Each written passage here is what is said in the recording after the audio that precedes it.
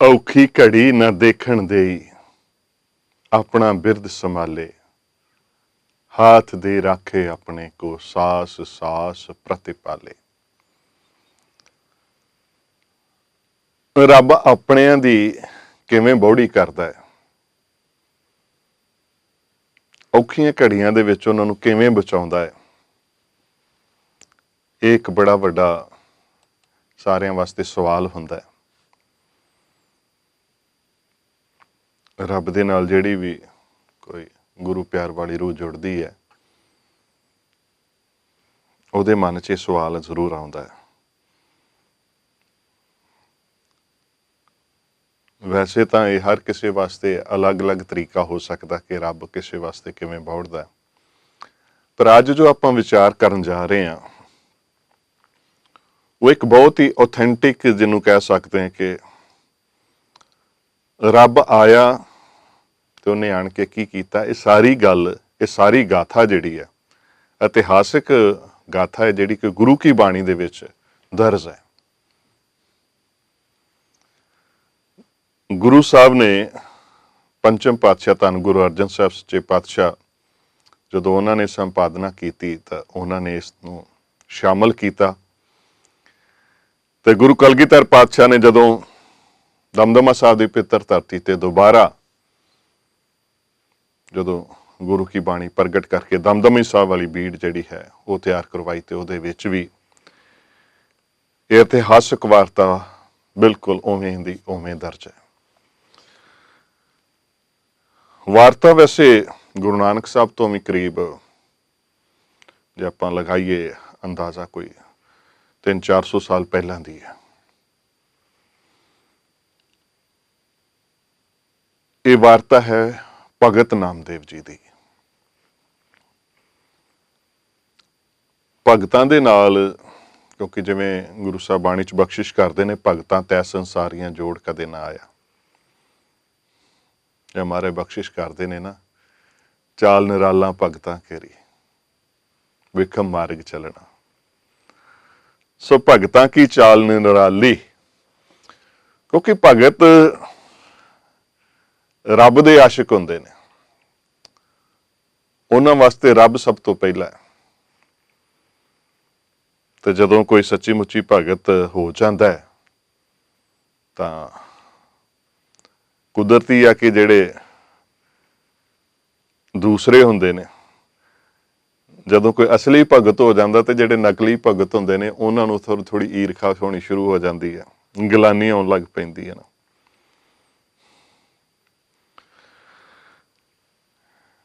ਇਹ ਇੱਕ ਵਾਰੀ ਨਹੀਂ ਕੋ ਹੋਇਆ, ਇਹ ਵਰਤਾਰਾ ਹੈ ਜ਼ਿੰਦਗੀ ਦੇ ਵਿੱਚ। ਇਹ ਵਰਤਾਰਾ ਚੱਲਦਾ ਜਦੋਂ ਕੋਈ ਵੀ ਇਨਸਾਨ ਕੁਝ ਆਪਣੇ ਮੁਕਾਮ ਤੇ ਉੱਚਾ ਜਾਂਦਾ ਹੈ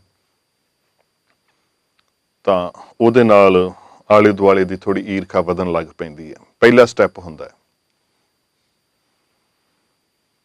ਖਾਸ ਤੌਰ ਤੇ ਜਿਹੜੇ ਉਹਦੇ ਖੇਤਰ ਨਾਲ ਸੰਬੰਧਿਤ ਲੋਕ ਹੁੰਦੇ ਨੇ, ਸਭ ਤੋਂ ਪਹਿਲਾਂ ਉਹ ਈਰਖਾ ਕਰਨ ਲੱਗਦੇ ਨੇ।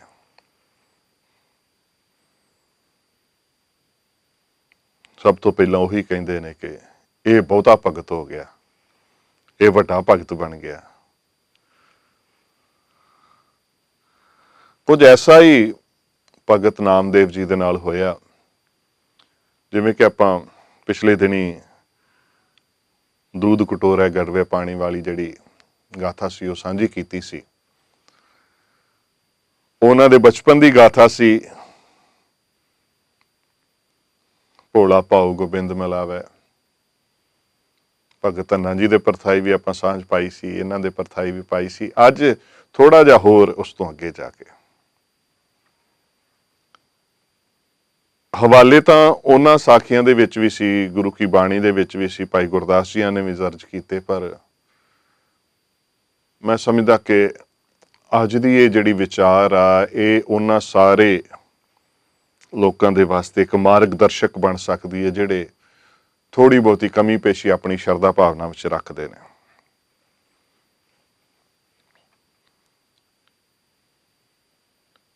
ਤੇ ਜਿਹੜੇ ਨਹੀਂ ਮੰਨਣਾ ਚਾਹੁੰਦੇ ਉਹ ਤਾਂ ਕਿਸੇ ਚੀਜ਼ ਨੂੰ ਵੀ, ਹੁਣ ਬਹੁਤ ਸਾਰੀ ਦੁਨੀਆ ਹੈ ਜਿਹੜੀ ਰੱਬ ਨੂੰ ਵੀ ਨਹੀਂ ਮੰਨਦੀ, ਤੇ ਫਿਰ ਉਹ ਕੀ ਕਹਿੰਦੇ, ਮਰੇ ਮੁੱਕਰੇ ਦਾ ਕੋਈ ਵਸਾ ਨਹੀਂ।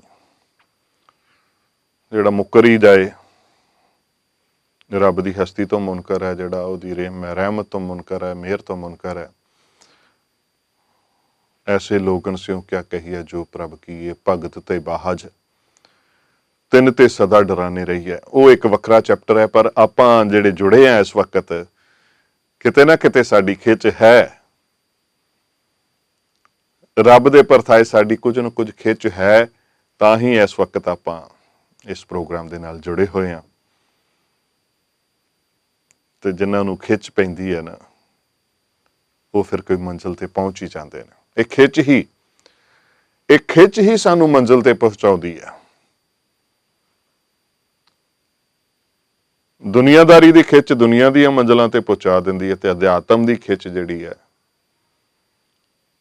ਉਹ ਫਿਰ ਉਸ ਸੱਚੀਆਂ ਮੰਜ਼ਿਲਾਂ ਤੱਕ ਲੈ ਜਾਂਦੀ ਹੈ। ਆਪਣੀ ਆਪਣੀ ਮੰਜ਼ਿਲ ਹੋ ਸਕਦੀ ਹੈ, ਪਰ ਇਹ ਖਿੱਚ ਜਿਹੜੀ ਹੈ ਕਿਸੇ ਵੀ ਮੰਜ਼ਿਲ ਤੱਕ ਲੈ ਜਾ ਸਕਦੀ ਹੈ। ਹੁਣ ਭਗਤ ਨਾਮਦੇਵ ਜੀ ਵਰਗੇ ਸੰਤ ਸਰੂਪ ਨੇ, ਬੰਦਗੀ ਦੇ ਵਿੱਚ ਵੀ ਪੂਰੇ ਸੂਰੇ ਨੇ, ਤੇ ਰੱਬ ਵੀ ਸੁਣਦਾ ਹੈ, ਜਾਂ ਰੱਬ ਮੰਨਦਾ ਵੀ ਹੈ। ਜਿਹਨੂੰ ਆਪਾਂ ਕਹਿ ਦਿੰਦੇ ਕਿ ਰੱਬ ਵਸ ਭਗਤਾਂ ਨੇ ਕੀਤਾ, ਪ੍ਰੇਮ ਦੀਆਂ ਪਾ ਕੇ ਡੋਰੀਆਂ ਉਹਨਾਂ ਨੇ ਵਸ ਕੀਤਾ ਹੋਇਆ ਸੀ। ਸੋ ਉਸ ਪਿਆਰ ਵਾਲੇ ਦੇ ਉੱਤੇ ਇੱਕ ਔਖੀ ਘੜੀ ਆ ਗਈ। ਆਈ ਕਿਵੇਂ? ਇਹ ਵੀ ਇੱਕ ਬੜਾ ਵਿਚਿੱਤਰ ਜਿਹਾ ਸਵਾਲ ਹੈ। ਆਈ ਈਰਖਾਲੂਆਂ ਦਾ ਕਰਕੇ।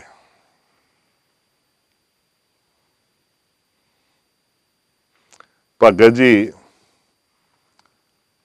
ਤੀਰਥਾਂ ਤੇ ਯਾਤਰਾ ਕਰਦੇ ਕਰਦੇ ਲੋਕਾਈ ਨੂੰ ਉਤਾਰਦੇ ਹੋਏ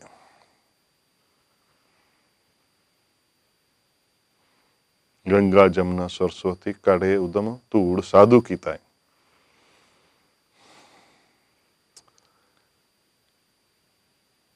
ਕਈ ਵਾਰੀ ਅਸੀਂ ਲਫ਼ਜ਼ ਵਰਤ ਲੈਂਦੇ ਕਿ ਗੁਰੂ ਸਾਹਿਬ ਪ੍ਰਚਾਰ ਵਾਸਤੇ ਗਏ।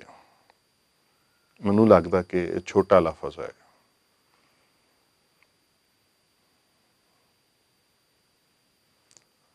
ਗੁਰੂ ਸਾਹਿਬ ਉਧਾਰ ਵਾਸਤੇ ਜਾਂਦੇ ਨੇ,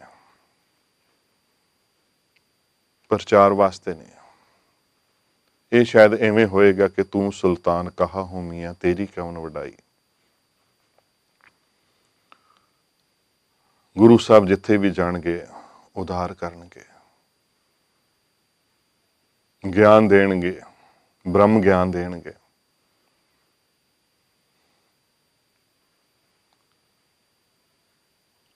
ਇਵੇਂ ਹੀ ਜਿਹੜੇ ਸਾਧੂ ਜਾਨੇ, ਸੰਤ ਜਾਨੇ, ਭਗਤ ਜਾਨੇ,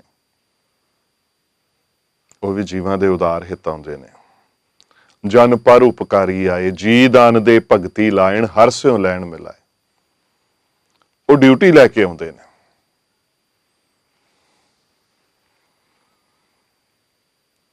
ਉਹ ਇਹਨਾਂ ਬੰਧਨਾਂ ਦੇ ਵਿੱਚ ਨਹੀਂ ਹੁੰਦੇ, ਵਿਚਰਦੇ ਇਸੇ ਦੁਨੀਆ ਦੇ ਉੱਤੇ ਹੀ ਨੇ, ਪਰ ਉਹ ਆਜ਼ਾਦ ਹਸਤੀਆਂ ਨੇ। ਇਸ ਨੂੰ ਸੌਖਿਆਂ ਸਮਝਣਾ ਹੋਏ ਤੇ ਐਵੇਂ ਸਮਝ ਸਕਦੇ ਹਾਂ ਕਿ ਜੇਲ੍ਹ ਦੇ ਵਿੱਚ ਕੈਦੀ ਵੀ ਹੁੰਦੇ ਨੇ ਤੇ ਉੱਥੇ ਦੇ ਅਫਸਰ ਵੀ ਹੁੰਦੇ ਨੇ। ਸੋ ਉਹ ਜਿਹੜੇ ਰੱਬ ਦੇ ਪਿਆਰੇ ਆਉਂਦੇ ਨੇ, ਉਹ ਅਫਸਰ ਬਣ ਕੇ ਆਉਂਦੇ ਨੇ। ਉਹ ਇਸ ਚੱਕਰਵਿਊਹ ਦੇ ਵਿੱਚ ਨਹੀਂ ਹੁੰਦੇ, ਉਹ ਬਲਕਿ ਇਸ ਨੂੰ ਸੇਧ ਦੇਣ ਵਾਲੇ ਹੁੰਦੇ ਨੇ। ਬਾਬਾ ਨਾਮਦੇਵ ਜੀ ਦਿੱਲੀ ਵਿਖੇ ਆ ਗਏ ਨੇ ਸੰਗਤਾਂ ਨੂੰ ਉਤਾਰਦੇ ਹੋਏ। ਬੜੀਆਂ ਸੰਗਤਾਂ ਜੁੜਦੀਆਂ ਨੇ, ਬੜੇ ਪਿਆਰ ਦੇ ਵਿੱਚ ਸੰਗਤਾਂ ਜੁੜਦੀਆਂ ਨੇ,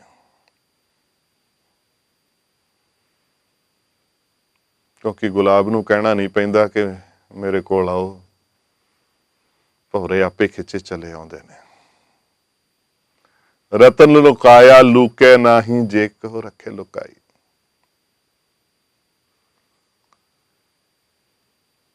ਸੰਗਤਾਂ ਜੁੜਨ ਲੱਗ ਪਈਆਂ,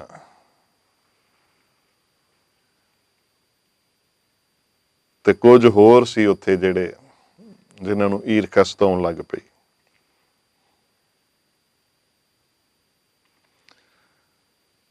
ਜਿਹੜੇ ਰੱਬ ਦੇ ਪਿਆਰੇ ਨੇ ਉਹ ਤਾਂ ਖੁਸ਼ ਹੁੰਦੇ ਨੇ, ਉਹਨਾਂ ਨੂੰ ਵਿਗਾਸ ਆਉਂਦਾ ਹੈ। ਨਾਨਕ ਭਗਤਾਂ ਸਦਾ ਵਿਗਾਸ, ਸੁਣੀ ਹੈ ਦੁੱਖ ਪਾਪ ਕਾ ਨਾਸ। ਉਹ ਖੇੜੇ ਚ ਆਉਂਦੇ ਨੇ ਜਦੋਂ ਉਹਨਾਂ ਨੂੰ ਕੋਈ ਬਹੁਤੀ ਇਹ ਖਿੱਚ ਨਹੀਂ ਹੁੰਦੀ ਕਿ ਕਿਸੇ ਦਾ ਉਧਾਰ ਮੇਰੇ ਰਾਹੀਂ ਹੀ ਹੋਏ। ਜਦੋਂ ਕਿਸੇ ਹੋਰ ਜ਼ਰੀਏ ਕੋਈ ਉਧਰ ਰਿਹਾ ਹੁੰਦਾ ਹੈ ਨਾ, ਉਦੋਂ ਵੀ ਖੁਸ਼ ਹੁੰਦੇ ਨੇ। ਤੇ ਗੁਰੂ ਨਾਨਕ ਸਾਹਿਬ ਤਾਂ ਵੇਖੋ ਕਿੱਡੀ ਵੱਡੀ ਮਿਹਰ ਬਖਸ਼ਿਸ਼ ਕਰਦੇ ਨੇ। ਜਿੱਤ ਦੁਆਰਾ ਉਭਰੈ ਤਿੱਤੈ ਲਿਹੋ ਬਾਹਰ। ਜਿਹੜੇ ਰਾਹ ਵੀ ਇਹ ਮਾਲਕਾ ਤੈਨੂੰ ਕੋ ਕਿਸੇ ਵੀ ਢੰਗ ਦੇ ਨਾਲ ਅਪਰੋਚ ਕਰ ਰਿਹਾ ਹੈ, ਜਿੱਤ ਦੁਆਰਾ ਤਿੱਤੈ ਲਿਹੋ ਬਾਹਰ।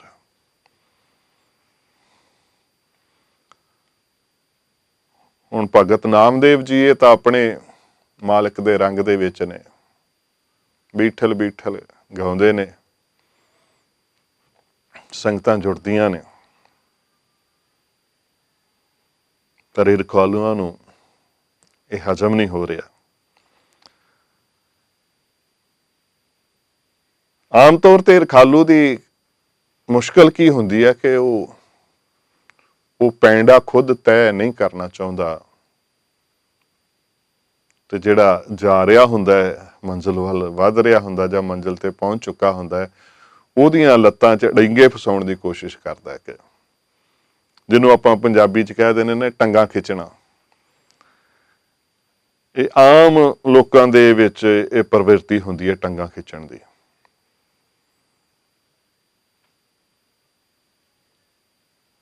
ਇਹ ਟੰਗਾ ਉਦੋਂ ਤੱਕ ਖਿੱਚਦੇ ਨੇ ਜਦੋਂ ਤੱਕ ਉਹ ਸਮਝਦੇ ਨੇ ਕਿ ਮੇਰੀ ਟੰਗ ਖਿੱਚਿਆ ਸ਼ਾਇਦ ਇਹ ਰੁਕ ਜਾਏਗਾ ਜਾਂ ਡਿੱਗ ਪਏਗਾ, ਉਦੋਂ ਤੱਕ ਉਹ ਵਾਹ ਲਾਉਂਦੇ ਆ।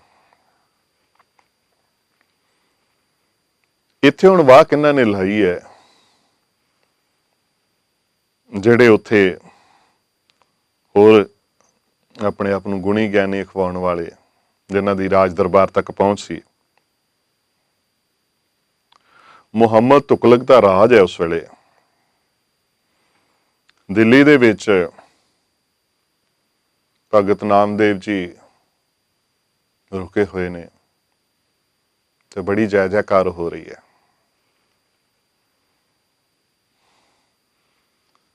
ਰਾਜੇ ਨੂੰ ਉਕਸਾਇਆ ਗਿਆ ਕਿ ਰਾਜਨ, ਇੱਥੇ ਇੱਕ ਹਿੰਦੂ ਭਗਤ ਹੈ, ਉਹਦੀ ਬੜੀ ਜੈ ਜੈਕਾਰ ਹੋ ਰਹੀ ਹੈ, ਇੱਥੋਂ ਤੱਕ ਕਿ ਮੁਸਲਮਾਨ ਵੀ ਉਹਦੇ ਕੋਲ ਜਾਣ ਲੱਗ ਪਏ ਨੇ। ਤੇ ਹੋਏ ਨਾ ਤੇ ਉਹਦਾ ਪਰਤਾਵਾ ਲੈ ਲਿਆ ਜਾਏ, ਪਰਖਿਆ ਜਾਏ ਉਹਨੂੰ।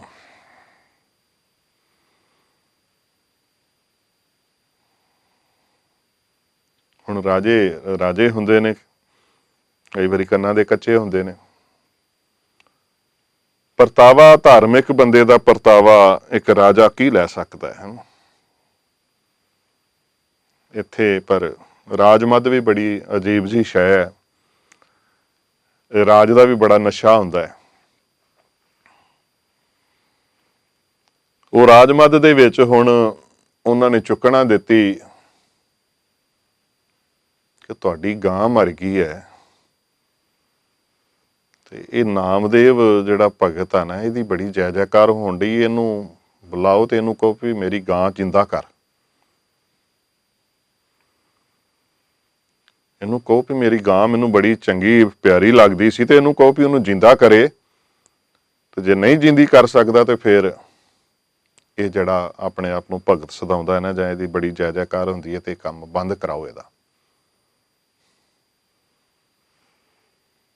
ਹੁਣ ਰਾਜਾ ਉਸ ਤੋਂ ਵੀ ਗਾਂ ਟੱਪਣ ਲੱਗਾ, ਕਿਉਂਕਿ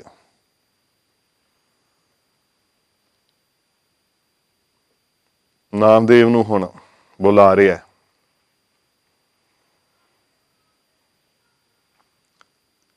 ਇਹ ਸਾਰੀ ਵਾਰਤਾ ਸੰਗਤ ਜੀ, ਹੁਣ ਨਾਮਦੇਵ ਜੀ ਨੂੰ ਸੱਦਿਆ ਜਾਣਾ ਰਾਜੇ ਦੇ ਦਰਬਾਰ ਵਿੱਚ। ਇਹ ਬੜੀ ਵੱਡੀ ਸਤਿਗੁਰ ਸੱਚੇ ਪਾਤਸ਼ਾਹ ਦੀ ਕਿਰਪਾ ਹੈ ਕਿ ਇਹ ਸਾਰੀ ਖੇਡ ਜਿਹੜੀ ਹੈ ਗੁਰੂ ਕੀ ਬਾਣੀ ਦੇ ਵਿੱਚ ਇਨ ਬਿਨ ਦਰਜ ਹੈ।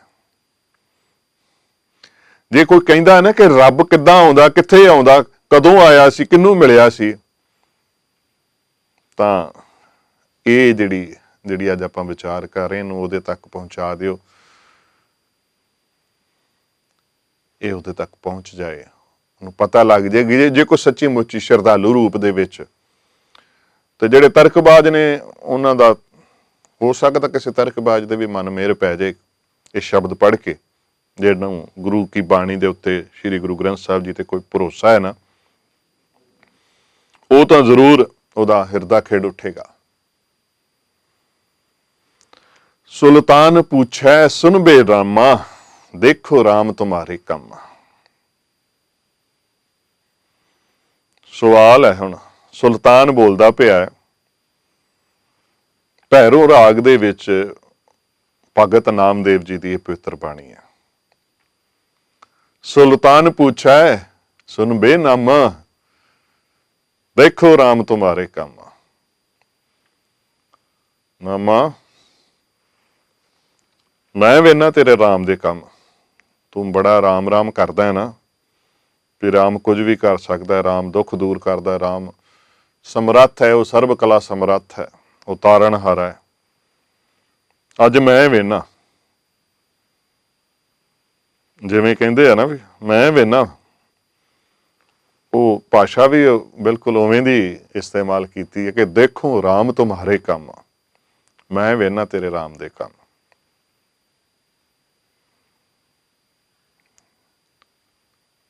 ਹੁਣ ਇਰਖਾਲੂ ਨੇ ਰਾਜੇ ਨੂੰ ਚੁੱਕਿਆ ਤੇ ਰਾਜੇ ਨੇ ਬੰਨ ਲਿਆ। ਫਿਰ ਨਾਮਾ ਸੁਲਤਾਨੇ ਬਾਦਿਲਾ, ਦੇਖੋ ਤੇਰਾ ਹਰ ਬੀਠੁਲਾ।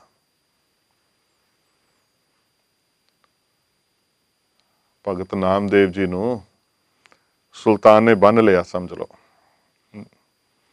ਗ੍ਰਿਫਤਾਰ ਕਰ ਲਿਆ, ਬੰਨ ਲਿਆ, ਬੇੜੀਆਂ ਪਾਤੀਆਂ ਨੇ। ਤੇ ਰਹਾਓ ਦੇ ਬੰਦ ਵਿੱਚ ਭਗਤ ਜੀ ਖੁਦ ਬਿਆਨ ਕਰਦੇ ਪਏ ਨੇ ਕਿ ਨਾਮਾ ਸੁਲਤਾਨੇ ਬਾਦਿਲਾ, ਦੇਖੋ ਤੇਰਾ ਹਰ ਬੀਠਲਾ, ਮੈਂ ਵੇਖਣਾ ਤੇਰਾ ਬੀਠਲਾ। ਔਖੀ ਘੜੀ ਆ ਗਈ ਨਾ ਸੰਗਤ ਜੀ।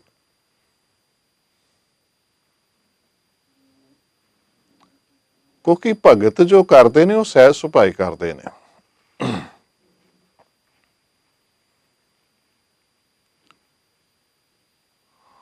ਭਗਤਾਂ ਦਾ ਮਨ ਕੋਮਲ ਹੁੰਦਾ, ਉਹ ਦਇਆ ਦੇ ਘਰ ਵਿੱਚ ਆ ਕੇ ਕਿਸੇ ਨੂੰ ਦੁਖੀ ਦੇਖਦੇ ਨੇ, ਉਹ ਰੱਬ ਨੂੰ ਬੇਨਤੀ ਕਰ ਦਿੰਦੇ ਨੇ, ਰੱਬ ਜੀ ਇਹ ਬੀਠਲ ਜੀ ਵੇਖੋ ਨਾ ਕਿੰਨਾ ਦੁਖੀ ਹੈ ਵਿਚਾਰਾ, ਤੇ ਰੱਬ ਫਿਰ ਮੰਨ ਲੈਂਦਾ। ਉਹਨਾਂ ਦੀ ਰੱਬ ਮੰਨੀ ਜਾਂਦਾ। ਪ੍ਰਭ ਜੀ ਬਸੈ ਸਾਧ ਕੀ ਰਸਨਾ। ਉਹ ਕਿਸੇ ਵਿਖਾਵੇ ਵਾਸਤੇ ਸਾਰਾ ਕੁਝ ਨਹੀਂ ਕਰ ਰਹੇ ਹੁੰਦੇ। ਉਹਨਾਂ ਨੇ ਵਿਖਾਵਾ ਕਾਹਦੇ ਲਈ ਕਰਨਾ? ਜਿਹਨੂੰ ਮਨਾਉਣਾ ਸੀ ਉਹ ਤਾਂ ਮੰਨ ਗਿਆ।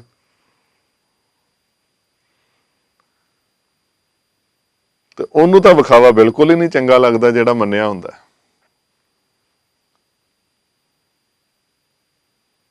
ਉਹ ਤਾਂ ਹੁਣ ਉਹਨਾਂ ਦੇ ਪਿਆਰ ਤਾਂ ਵੱਜਾ।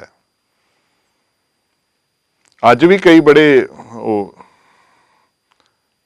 ਜਿਹਨੂੰ ਕਹਿੰਦੇ ਨੇ ਚੁੰਡੀਆਂ ਵੱਢਣ ਵਾਲੇ ਬੜੇ ਪੋਸਟਾਂ ਪਾਉਂਦੇ ਨੇ ਸੋਸ਼ਲ ਮੀਡੀਆ ਤੇ ਕਿ ਇੰਨੇ ਆਪਣੇ ਆਪ ਨੂੰ ਸੰਤ ਭਗਤ ਖਵਾਉਣ ਵਾਲੇ ਇੰਨੇ ਸਾਧੂ ਨੇ, ਉਹ ਕਿਉਂ ਨਹੀਂ ਕਰੋਨਾ ਨੂੰ ਖਤਮ ਕਰਾਉਂਦੇ? ਜਾਂ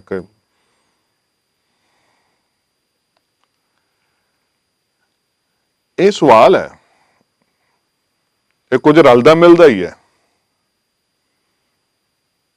ਇਹ ਇੱਥੇ ਰਾਜ ਮੱਧ ਆ ਤੇ ਉੱਥੇ ਚੁੰਚ ਗਿਆਨ ਦਾ ਮੱਧ ਆ।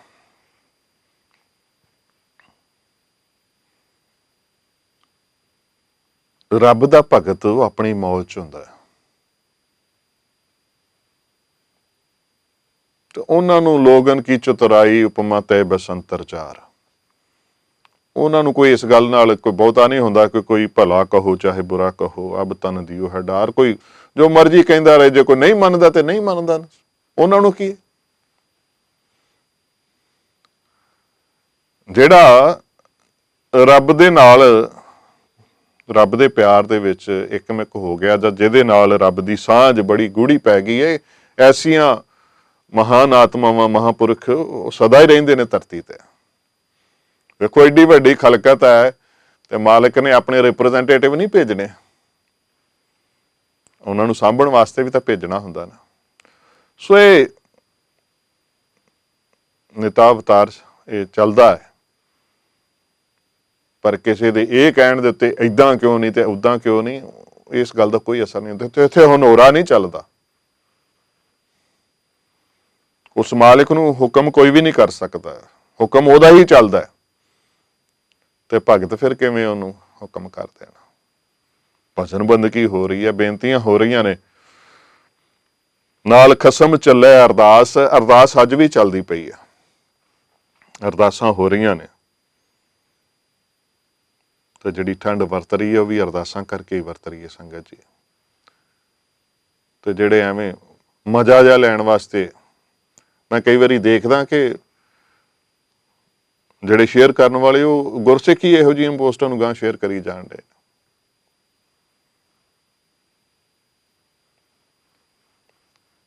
ਇਹ ਕੋਈ ਹਨੋਰਾ ਦੇਣ ਵਾਲੀ ਗੱਲ ਨਹੀਂ ਹੈ। ਮਿਹਰ ਜੇ ਲੈਣੀ ਆ ਤੇ ਮਿਹਰ ਦੇ ਵਾਸਤੇ ਤਾਂ ਫਿਰ ਅਬਲਾਖੀ ਹੋਣਾ ਪਏਗਾ।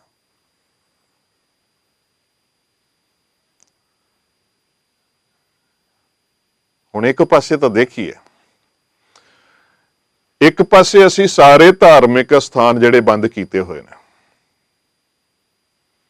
ਤੇ ਸ਼ਰਾਬ ਦੇ ਠੇਕੇ ਖੋਲੇ ਹੋਏ ਆ।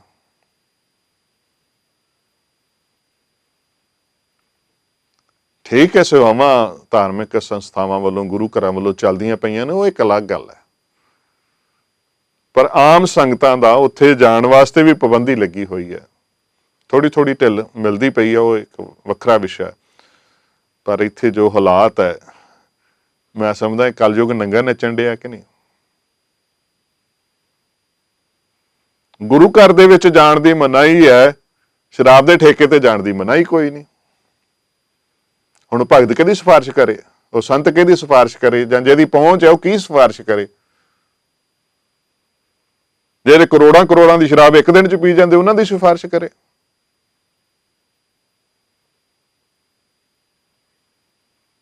ਕਿੰਨਾ ਪਾਪ ਵਰਤਿਆ ਹੋਇਆ ਇੱਥੇ, ਆਪਾਂ ਜਾਣਦੇ ਹਾਂ।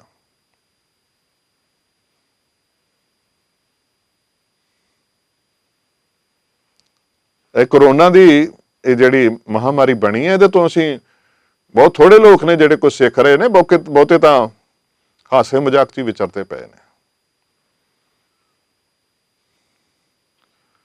ਸੋ ਐਵੇਂ ਸ਼ੁਗਲ ਜਿਹਾ ਕਰਨ ਵਾਸਤੇ ਅਸੀਂ ਪੋਸਟ ਪਾ ਦੇਣੀ ਕਿ ਕਿਸੇ ਨੇ ਏਦਾਂ ਕਿਉਂ ਨਹੀਂ ਕੀਤਾ, ਕਿਸੇ ਨੇ ਏਦਾਂ ਕਿਉਂ ਨਹੀਂ ਕੀਤਾ। ਉਹ ਜਿਹੜੇ ਕਰਨ ਵਾਲੇ ਹੁੰਦੇ ਨੇ ਉਹ ਤੁਹਾਡੇ ਏਦਾਂ ਉੱਦਾਂ ਕਰਨ ਦੇ ਉੱਤੇ ਨਹੀਂ ਕਰਦੇ, ਉਹ ਆਪਣੀ ਮੌਜ 'ਚ ਹੁੰਦੇ ਨੇ। ਉਹ ਰੰਗ ਹੱਸੇ ਰੰਗ ਰੋਵੇ, ਚੁੱਪ ਵੀ ਕਰ ਜਾਏ, ਪਰਵਾਹ ਨਾ ਹੀ ਕਿਸੇ ਕੇਰੀ ਬਾਜ ਸੱਚੇ ਨਾ ਹੀ। ਉਹਨਾਂ ਨੂੰ ਕਿਸੇ ਦੀ ਪਰਵਾਹ ਪਰੂਹ ਨਹੀਂ ਹੁੰਦੀ।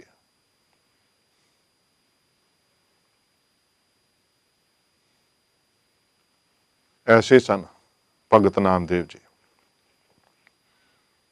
ਪਰਵਾਹ ਪਰੂਹ ਨਹੀਂ ਸੀ ਕਿਸੇ ਦੀ ਵੀ ਮੰਨਦੇ। ਹੁਣ ਰਾਜਾ ਤਾਂ ਖਾਹ ਮਖਾ ਹੀ ਹੋ ਗਿਆ ਨਾ, ਜਿੱਦਾਂ ਅੱਜ ਕੱਲ੍ਹ ਟੁੱਚਰਾਂ ਕਰਨ ਵਾਲੇ ਖਾਹ ਮਖਾ, ਉਹਨਾਂ ਨੂੰ ਪਤਾ ਵੀ ਨਹੀਂ ਕੌਣ ਬੰਦਾ ਕਿਹਨੂੰ ਮੁਖਾਤਿਬ ਹੋ ਰਹੇ ਨੇ, ਐਵੇਂ ਹਵਾ 'ਚ ਹੀ ਫੈਰ ਕਰਤਾ। ਤੇ ਕਿਸੇ ਨੇ ਅਜੇ ਤੱਕ ਆਹ ਨਹੀਂ ਕੀਤਾ, ਕਿਸੇ ਨੇ ਆਹ ਨਹੀਂ ਕੀਤਾ, ਕਰੋਨਾ ਇਹ ਹੈ ਵੋ ਹੈ। ਮਜ਼ਾ ਲੈਣ ਵਾਸਤੇ ਸਾਰੀਆਂ ਗੱਲਾਂ ਹੁੰਦੀਆਂ ਨੇ। ਤੇ ਇੱਥੇ ਰਾਜਾ ਖਾਹ ਮਖਾ, ਸੁਲਤਾਨ ਪੁੱਛੇ ਸੁਨਬੇ ਨਾਮਾ, ਦੇਖੋ ਰਾਮ ਤੁਮਾਰੇ ਕੰਮ। ਹੁਣ ਭਗਤ ਕੀ ਕਹੂਗਾ। ਭਗਤ ਨੂੰ ਬੰਨ ਲਿਆ,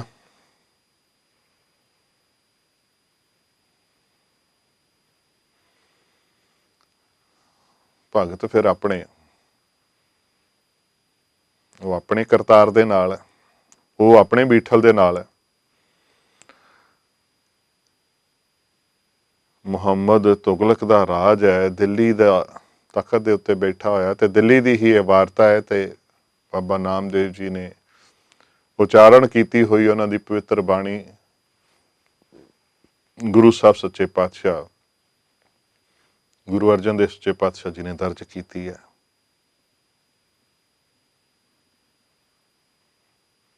ਵੈਸੇ ਬੜਾ ਵਿਚਿੱਤਰ ਜਿਹਾ ਲੱਗਦਾ ਨਾ ਕਿ ਐਵੇਂ ਕਿਸੇ, ਹੁਣ ਭਗਤ ਨਾਮਦੇਵ ਜੀ ਸੁਲਤਾਨ ਨੂੰ ਕੀ ਕੋਈ ਚੁੰਡੀਆਂ ਵੰਡਣ ਡਏ ਸੀ?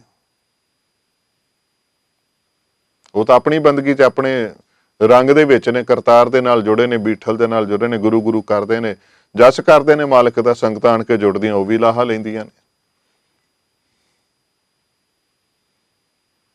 ਪਰ ਸਮਾਂ ਸੰਗਤ ਜੀ ਇਵੇਂ ਦਾ ਹੁੰਦਾ, ਭਗਤਾਂ ਦੇ ਨਾਲ ਐਸੇ ਪਰਚੇ ਜਿਹੜੇ ਨੇ ਉਹ ਪੈ ਜਾਂਦੇ ਨੇ। ਕਿ ਰਖਾਲੂ ਕੋਈ ਨਾ ਕੋਈ ਵਾਂਝਾ ਵਾਹ ਜਾਂਦੇ ਨੇ। ਤੇ ਹੁਣ ਭਗਤ ਨਾਮਦੇਵ ਜੀ ਨੂੰ ਬੰਨ ਲਿਆ ਗਿਆ ਤੇ ਸੁਲਤਾਨ ਕਹਿੰਦਾ ਦੇਖੂੰ ਤੇਰਾ ਹਰ ਬੀਠਲਾ। ਮੈਂ ਵੇਖਣਾ ਹੁਣ ਤੇਰਾ ਬੀਠਲ, ਬੜਾ ਬੀਠਲ ਬੀਠਲ ਕਰਦਾ ਨਾ, ਈਬੈ ਬੀਠਲ ਊਬੈ ਬੀਠਲ, ਬੀਠਲ ਬਿਨ ਸੰਸਾਰ ਨੇ, ਮੈਂ ਵੇਖਾਂ। ਹੁਣ ਉਹ ਜੇ ਕੋਈ ਆਮ ਬੰਦਾ ਹੁੰਦਾ ਤੇ ਭਗਤ ਜੀ ਉਹਨੂੰ ਕਿਸੇ ਹੋਰ ਢੰਗ ਦੇ ਨਾਲ ਡੀਲ ਕਰਦੇ, ਪਰ ਹੁਣ ਮੌਕੇ ਦਾ ਬਾਦਸ਼ਾਹ, ਹਕੂਮਤ ਹੈ ਉਹਦੀ, ਤੇ ਉਹਨੇ ਹੁਣ ਬੰਨ ਲਿਆ। ਹੁਣ ਅੱਗੇ ਜਿਹੜੀ ਕਹਾਣੀ ਹੈ ਬੜੀ ਰੌਚਕ ਕਹਾਣੀ ਹੈ ਸੰਗਤ ਜੀ, ਇਹਨੂੰ ਸੁਣਨਾ ਆਪਾਂ ਜ਼ਰੂਰ ਹੈ, ਸਾਂਝੀ ਜ਼ਰੂਰ ਕਰਾਂਗੇ, ਅੱਗੋਂ ਵੀ ਸੰਗਤਾਂ ਦੇ ਨਾਲ ਆਪ ਜੀ ਨੇ ਸਾਂਝੀ ਕਰਿਓ। ਤੇ ਇੱਥੇ ਇੱਕ ਛੋਟਾ ਜਿਹਾ ਵਿਸ਼ਰਾਮ ਲੈ ਕੇ ਅਸੀਂ ਬਹੁਤ ਜਲਦੀ ਹਾਜ਼ਰ ਹੋ ਰਹੇ। ਸੋ ਸੰਗਤ ਜੀ, ਜਿਹੜੇ ਕਹਿੰਦੇ ਆ ਨਾ ਰੱਬ ਕਿੰਨੇ ਵੇਖਿਆ, ਉਹਨਾਂ ਦੇ ਵਾਸਤੇ ਅੱਜ ਦੀ ਇਹ ਵਿਚਾਰ ਜਿਹੜੀ ਹੈ ਇੱਕ ਜਵਾਬ ਦੇ ਰੂਪ ਵਿੱਚ ਹੈ, ਤੇ ਜਵਾਬ ਵੀ ਐਸਾ ਜੋ ਗੁਰੂ ਸਾਹਿਬ ਖੁਦ ਦੇ ਰਹੇ ਨੇ। ਸਾਹਿਬ ਸ੍ਰੀ ਗੁਰੂ ਗ੍ਰੰਥ ਸਾਹਿਬ ਜੀ ਦੀ ਪਵਿੱਤਰ ਬਾਣੀ ਦੇ ਵਿੱਚ ਦਰਜ ਹੈ ਰੱਬ ਕਿੱਦਾਂ ਆਇਆ ਤੇ ਰੱਬ ਨੇ ਕੀ ਕੀਤਾ, ਤੇ ਜਿਹਦੇ ਨਾਲ ਵਾਪਰੀ ਆ ਉਹਨਾਂ ਨੇ ਇਹ ਪਵਿੱਤਰ ਬਾਣੀ ਲਿਖੀ ਹੈ।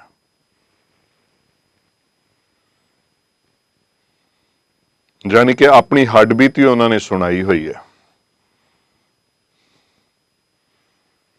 ਸੋ ਆਓ ਆਪਾਂ ਪਿਆਰ ਦੇ ਵਿੱਚ ਆਈਏ ਤੇ ਵੇਖੀਏ ਰੱਬ ਕੀ ਕਰਦਾ ਹੈ। ਹੁਣ ਤੱਕ ਆਪਾਂ ਸਰਵਣ ਕੀਤਾ ਕਿ ਭਗਤ ਨਾਮਦੇਵ ਜੀ ਦਿੱਲੀ ਵਿਖੇ ਨੇ ਸੰਗਤਾਂ ਨੂੰ ਬੀਠਲ ਦੇ ਉਸ ਪਿਆਰ ਦੇ ਨਾਲ ਜੋੜਦੇ ਪਏ ਨੇ। ਗੁਰੂ ਨਾਨਕ ਸਾਹਿਬ ਜੀ ਦੇ ਆਗਮਨ ਤੋਂ ਕਰੀਬ 350-400 ਸਾਲ ਪੁਰਾਣੀ ਇਹ ਗਾਥਾ ਹੈ।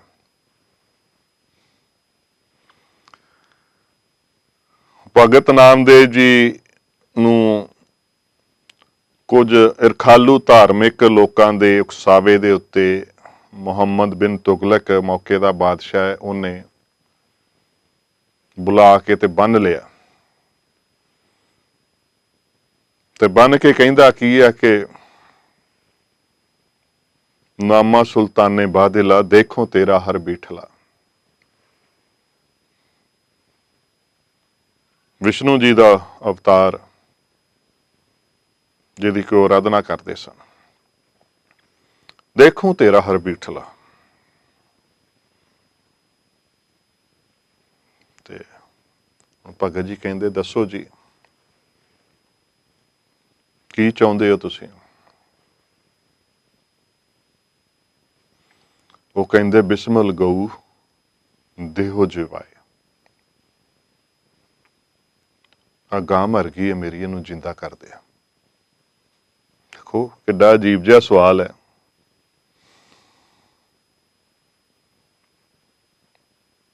ਇੱਕ ਸਾਧੂ ਆਪਣੇ ਰੰਗ 'ਚ ਬੈਠਾ ਹੋਇਆ, ਉਹਨੂੰ ਉਹਦੇ ਸਥਾਨ ਤੋਂ ਫੜ ਕੇ ਲਿਆ ਕੇ ਬੰਨ ਲਿਆ ਹੈ, ਕਿਹਾ ਮੇਰੀ ਗਾਂ ਮਰ ਗਈ, ਇਹਨੂੰ ਜਿੰਦੀ ਕਰ। ਬਿਸਮਿਲ ਗਊ ਦੇਹੋ ਜੀ ਆਏ, ਇਹਨੂੰ ਜਿੰਦੀ ਕਰ ਦੇ। ਤੇ ਜੇ ਨਹੀਂ ਨਾਤਰ ਗਰਦਨ ਮਾਰੋ ਠਾਏ, ਨਹੀਂ ਤੇ ਥਾਂ ਹੀ ਮਾਰ ਦਾਂਗੇ, ਧੌਣ ਵੱਢ ਦਾਂਗੇ। ਸਮਾਂ ਰਾਜਾ ਸ਼ਾਹੀ ਦਾ ਸੀ। ਤੇ ਰਾਜੇ ਐਸੀਆਂ ਮਾਨਾਈਆਂ ਕਰਦੇ ਰਹਿੰਦੇ ਸੀ। ਐਵੇਂ ਥੋੜਾ ਕਹਿੰਦੇ ਨੇ ਤਖਤੋਂ ਰਾਜ ਤੇ ਰਾਜੋ ਨਰਕ। ਐਸੀ ਖਾਹ ਮਖਾਹ ਵਾਲੀ ਖੇਡ ਜਿਹੜੀ ਆ ਉਹ ਰਚਦੇ ਸੀ। ਬਾਦਸ਼ਾਹ ਐਸੀ ਕਿਉਂ ਹੋਏ? ਇਹ ਕਿਵੇਂ ਹੋ ਸਕਦਾ ਬਾਦਸ਼ਾਹ? ਬਿਸਮਲ ਕੀਆ ਨਾ ਜੀਵੈ ਕੋਏ।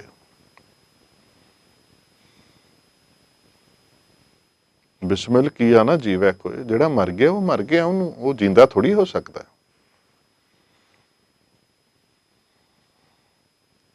ਬਾਦਸ਼ਾਹ ਐਸੀ ਕਿਉਂ ਹੋਏ? ਇਹ ਕਿਵੇਂ ਹੋ ਸਕਦਾ? ਇਹ ਉਹਨਾਂ ਨੇ ਆਪਣੀ ਬਾਣੀ ਦੇ ਵਿੱਚ ਦਰਜ ਕੀਤਾ ਹੈ।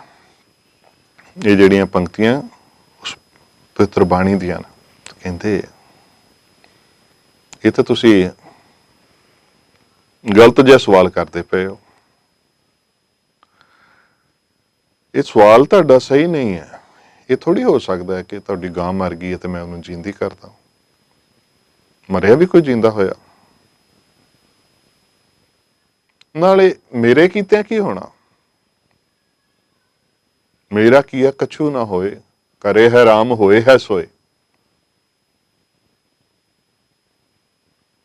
ਮੇਰਾ ਕੀਤਾ, ਮੈਂ ਤਾਂ ਇੱਕ ਛੋਟਾ ਜਿਹਾ ਜੀਵ ਆ, ਛੋਟਾ ਜਿਹਾ ਇਨਸਾਨ ਆ। ਮੇਰੇ ਕੀਤਿਆਂ ਕੀ ਹੋਣਾ? ਜੋ ਰਾਮ ਕਰਦਾ ਹੁੰਦਾ ਉਹੀ ਹੈ। ਜੋ ਮੇਰਾ ਰਾਮ, ਜੋ ਮੇਰਾ ਬੀਠਲ ਕਰਦਾ ਉਹੀ ਹੁੰਦਾ। ਗੱਲ ਤਾਂ ਹੁਣ ਸਹੀ ਕੀਤੀ ਹੈ ਬਾਬਾ ਨਾਮਦੇਵ ਜੀ ਨੇ। ਵੀ ਮੇਰੇ ਕੀਤਿਆਂ ਕੀ ਹੋਣਾ? ਨਾਲੇ ਜਿਹੜਾ ਮਰ ਗਿਆ ਉਹ ਮਰ ਗਿਆ, ਹੁਣ ਮੈਂ ਕੀ ਕਰ ਸਕਦਾ? ਤੁਹਾਨੂੰ ਰਾਜਿਆਂ ਨੂੰ ਆਪਣਾ ਹੰਕਾਰ ਹੁੰਦਾ, ਉਹਨੂੰ ਹੰਕਾਰ ਚੜ੍ਹ ਗਿਆ। ਹੁਣ ਹੰਕਾਰ ਚੜ੍ਹ ਗਿਆ ਤੇ ਮਹਾਰਾਜ ਆਪ ਹੀ ਲਿਖਦੇ ਨੇ, ਬਾਦਸ਼ਾਹ ਚੜਿਓ ਹੰਕਾਰ, ਗੱਜ ਹਸਤੀ ਦੀਨੋ ਚਮਕਾਰ। ਕਿਉਂਕਿ ਇਹਨਾਂ ਨੂੰ ਨਾ ਸੁਣਨ ਦੀ ਆਦਤ ਨਹੀਂ ਹੁੰਦੀ। ਹੁਣ ਹੰਕਾਰ ਐਸਾ ਚੜ੍ਹ ਗਿਆ, ਕਹਿੰਦਾ ਵੀ ਸੁੱਟੋ ਇਹਨੂੰ ਹਾਥੀ ਦੇ ਅੱਗੇ। ਅਜੇ ਕੁਝ ਛੋਟੇ ਬੱਚੇ ਸਾਖੀ ਸੁਣ ਰਹੇ ਹੋਣਗੇ, ਹੈਰਾਨ ਹੋ ਰਹੇ ਹੋਣਗੇ ਕਿ ਇਹ ਇੰਡੀਆ 'ਚ ਕਿੱਦਾਂ ਦੇ ਬਾਦਸ਼ਾਹ ਹੁੰਦੇ ਸੀਗੇ। ਵੇਖੋ, ਇੱਕ ਤਾਂ ਆਪਣਾ ਕੰਮ ਕਰਾਉਣਾ, ਭਗਤ ਕੋਲੋਂ ਇੱਕ ਕੰਮ ਕਰਾਉਣਾ ਚਾਹੁੰਦੇ ਨੇ ਤੇ ਉਹ ਵੀ ਡੰਡੇ ਦੇ ਜ਼ੋਰ ਨਾਲ। ਸੰਤਾਂ ਭਗਤਾਂ ਤੋਂ ਡੰਡੇ ਦੇ ਜ਼ੋਰ ਨਾਲ ਕੰਮ ਕਰਾਉਣਾ ਚਾਹੁੰਦਾ ਹੈ। ਹੁਣ ਭਗਤ ਨਾਮਦੇਵ ਜੀ ਨੇ ਤਾਂ ਸੱਚੀ ਗੱਲ ਆਖੀ ਹੈ ਨਾ, ਕਿ ਬਾਦਸ਼ਾਹ ਐਸੀ ਕਿਉਂ ਹੋਏ? ਬਿਸਮਿਲ ਕੀਆ ਨਾ ਜੀਵੈ ਕੋਇ। ਨਾਲੇ ਮੇਰਾ ਕੀਆ ਕਛੂ ਨਾ ਹੋਏ, ਕਰੇ ਹੈ ਰਾਮ ਹੋਏ ਹੈ ਸੋਏ। ਮੇਰਾ ਕੀਤਾ ਤਾਂ ਹੁੰਦਾ ਹੀ ਕੁਝ ਨਹੀਂ, ਮੈਂ ਕੀ ਕਰ ਸਕਦਾ ਇਹਦੇ 'ਚ? ਪਰ ਉਹਨੂੰ ਹਜਮ ਨਹੀਂ ਹੋਈ ਨਾ। ਹਜਮ ਨਹੀਂ ਹੋਈ ਤੇ ਠਾ ਸੋਟਾ ਮਾਰਿਆ ਕੱਢ ਕੇ ਹੰਕਾਰ। ਬਾਦਸ਼ਾਹ ਚੜਿਓ ਹੰਕਾਰ, ਗੱਜ ਹਸਤੀ ਦੀਨੋ ਚਮਕਾਰ। ਕਹਿੰਦਾ ਲਿਆਓ ਹਾਥੀ ਤੇ ਇਹਨੂੰ ਬੰਨ ਕੇ ਸੁੱਟੋ ਉਹਦੇ ਅੱਗੇ, ਦਰੜ ਦਿਓ ਉਹਨੂੰ, ਮਸਲ ਦਿਓ।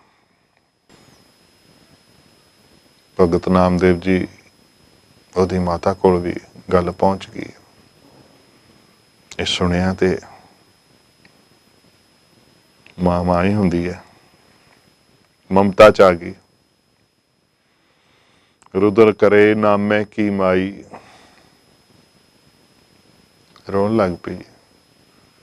ਮੇਰਾ ਪੁੱਤ, ਮੇਰੇ ਪੁੱਤ ਨੂੰ ਐਵੇਂ ਮਾਰ ਦੇਣਗੇ? ਵੈਸੇ ਤਾਂ ਗੱਲ ਤਾਂ ਕੋਈ ਨਹੀਂ ਨਾ, ਗੱਲ ਕੋਈ ਬਣਦੀ ਤਾਂ ਨਹੀਂ।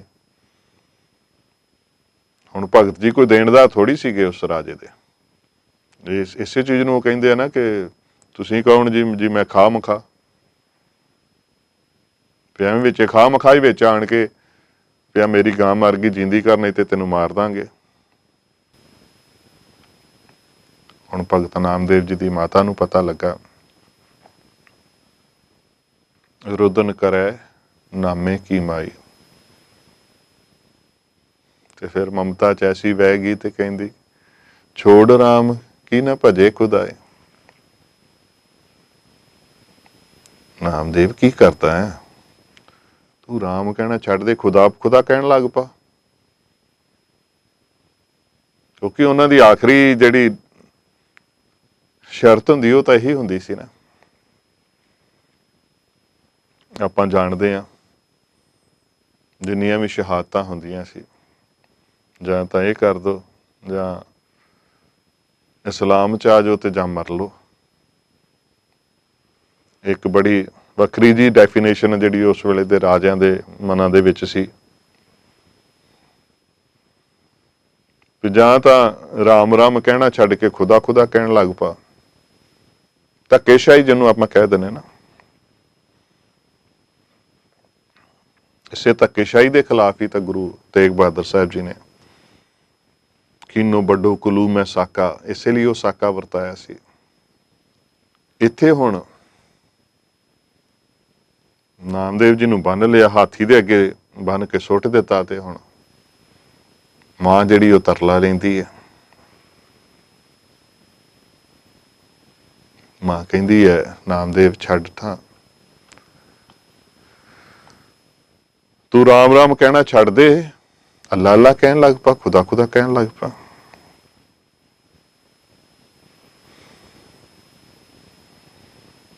ਹੁਣ ਭਗਤ ਨਾਮਦੇਵ ਜੀ ਦਾ ਜਵਾਬ ਹੈ ਅਗਲੀ ਪੰਕਤੀ 'ਚ, ਨਾ ਹੋ ਤੇਰਾ ਪੂੰਗੜਾ ਨਾ ਤੂੰ ਮੇਰੀ ਮਾਏ।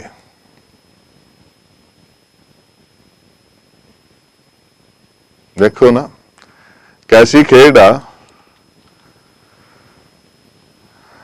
ਕੈਸੀ ਖੇਡ ਹੈ ਨਾ। ਐਵੇਂ ਥੋੜਾ ਕਹਿੰਦੇ ਨੇ ਭਗਤਾਂ ਤੇ ਸੰਸਾਰੀਆਂ। ਹੁਣ ਭਗਤ ਦੀ ਮਾਂ ਵਾ, ਪਰ ਉਹ ਮਾਂ ਦੀ ਵੀ ਨਹੀਂ ਮੰਨਦੇ। ਇੱਥੇ ਆ ਕੇ ਜਿਹੜਾ ਭਗਤ ਆ ਫਿਰ ਕਿਸੇ ਦੀ ਨਹੀਂ ਸੁਣਦਾ। ਜਦੋਂ ਇੱਥੇ ਗੱਲ ਆ ਜਾਂਦੀ ਹੈ ਨਾ ਇਸ਼ਟ ਅਰਾਧਨਾ ਦੀ, ਜਦੋਂ ਗੱਲ ਆ ਜਾਂਦੀ ਫਿਰ ਨਹੀਂ ਕਿਸੇ ਦੀ ਸੁਣਦਾ। ਉਹ ਕਹਿੰਦਾ ਵੀ ਤੂੰ ਨਹੀਂ ਮੇਰੀ ਮਾਂ, ਨਾ ਮੈਂ ਤੇਰਾ ਬੱਚਾ ਹੈ, ਨਾ ਮੈਂ ਤੇਰਾ ਪੋਤੇ ਆ, ਤੇ ਨਾ ਤੂੰ ਮੇਰੀ ਮਾਂ ਆ। ਜੇ ਤੂੰ ਮੈਨੂੰ ਇਹ ਕਹਿੰਦੀ ਹੈ ਨਾ, ਜੇ ਤੂੰ ਮੈਨੂੰ ਇਹ ਕਹਿੰਦੀ ਹੈ ਕਿ ਮੈਂ ਆਪਣੇ ਇਸ਼ਟ ਦੀ ਅਰਾਧਨਾ ਛੱਡ ਦਵਾਂ ਜਾਂ ਬਦਲ ਦਵਾਂ, ਇਹ ਏਦਾਂ ਨਹੀਂ ਬਦਲਿਆ ਜਾਣਾ ਮਾਤਾ। ਇਹ ਏਦਾਂ ਨਹੀਂ ਬਦਲਿਆ ਜਾਣਾ। ਪਿੰਡ ਪੜੇ ਤਾਂ ਹਰ ਗੁਣ ਗਾਏ। ਇਹ ਭਾਵੇਂ ਸਰੀਰ ਹੁਣ ਇਹਦੇ ਲੇਖੇ ਲੱਗ ਜੇ, ਪਰ ਹੁਣ ਗੁਣ ਹਰੀ ਦੇ ਹੀ ਗਾਏ ਜਾਣੇ ਆ। ਹੁਣ ਮੈਂ ਤਾਂ ਉਹਨੂੰ ਉਸੇ ਰੂਪ 'ਚ ਹੀ ਮੰਨਾਂਗਾ ਜਿਸ ਰੂਪ ਦੇ ਵਿੱਚ ਉਹ ਮੈਨੂੰ ਮਿਲਿਆ, ਤੇ ਜਿਸ ਰੂਪ ਦੇ ਵਿੱਚ ਉਹ ਮੇਰੀ ਪ੍ਰੀਤ ਬਣੀ, ਮੈਂ ਤਾਂ ਉਹਨੂੰ ਉਵੇਂ ਹੀ ਮੰਨਾਂਗਾ। ਬੜਾ ਖਰਾ ਜਿਹਾ ਜਵਾਬ ਦੇ ਦਿੱਤਾ। ਇੱਕ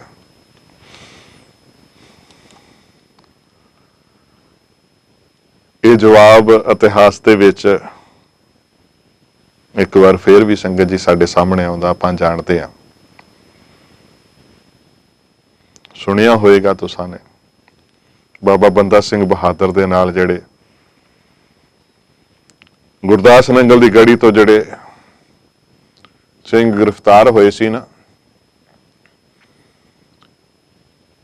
ਉਹ ਥੋੜੇ ਜਿਹੇ ਸਿੰਘ ਸੀ, ਤੇ ਜਦੋਂ ਉਹਨਾਂ ਨੂੰ ਲਾਹੌਰ ਲੈ ਕੇ ਆਏ ਤੇ ਉੱਥੇ ਬੜਾ ਵਿਖਾਵਾ ਕਰਨ ਦੀ ਕੋਸ਼ਿਸ਼ ਉਹਨਾਂ ਨੇ ਕੀਤੀ, ਤੇ ਉਹਨਾਂ ਨੇ ਵੇਖਿਆ ਵੀ ਜੇ ਬਾਦਸ਼ਾਹ ਕੋ ਪੇਸ਼ ਕਰਾਂਗੇ ਜਾ ਕੇ, ਤੇ ਉਹਨਾਂ ਕਹਿਣਾ ਵੀ ਇੰਨੇ ਕੁ ਬੰਦਿਆਂ ਲਈ ਤੁਸੀਂ ਇੰਨੇ ਮਹੀਨੇ ਬੈਠੇ ਰਹੇ ਉੱਥੇ।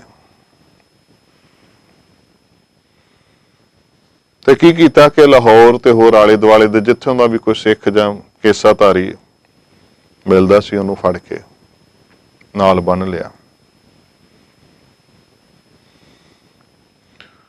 ਸੋ ਇਸ ਢੰਗ ਦੇ ਨਾਲ ਹੁਣ ਉੱਥੇ ਹੋ ਕੈਸੀਆਂ ਕਤਲਗਾਹਾਂ ਲੱਗਦੀਆਂ ਸਨ। ਰੋਜ਼ ਦਾ 100 ਸਿੰਘ ਸ਼ਹੀਦ ਹੋਣ ਲੱਗ ਪਿਆ, ਤੇ ਇਹਨਾਂ ਵਿੱਚ ਇੱਕ ਬੱਚਾ ਵੀ ਸੀਗਾ, ਨੌਜਵਾਨ ਬੱਚਾ। ਉਹ ਵੀ ਅੱਜ ਲਾਈਨ 'ਚ ਲੱਗਾ ਸੀ,